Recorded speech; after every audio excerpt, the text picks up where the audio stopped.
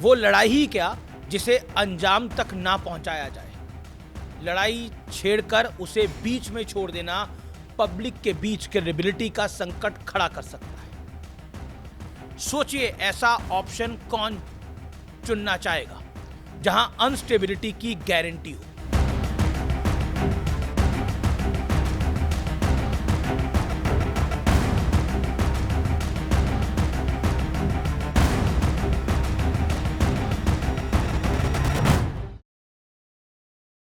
नमस्कार व्यूअर्स, मैं हूं अमीश देवगन। सत्य और तथ्य में आज बात होगी एक अधूरी लड़ाई की, एक इनकम्प्लीट लड़ाई की।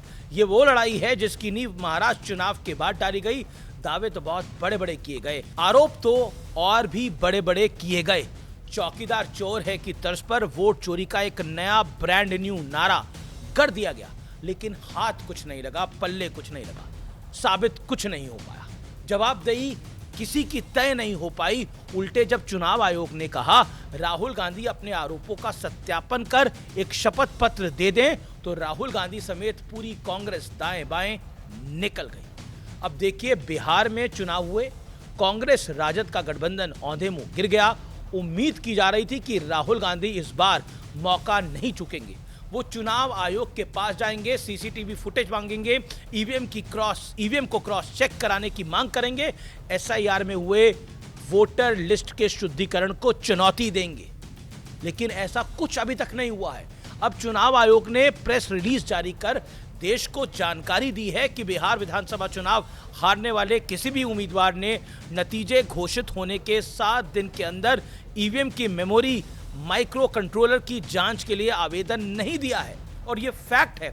आसान भाषा में इसका मतलब यह है कि हारने वाले किसी भी उम्मीदवार ने चुनाव के नतीजों को चुनौती नहीं दी है, अर्थात चैलेंज नहीं किया है। जबकि कानून हर उम्मीदवार को नतीजे घोषित होने के बाद 7 दिन तक ईवीएम की जांच कराने का अधिकार है।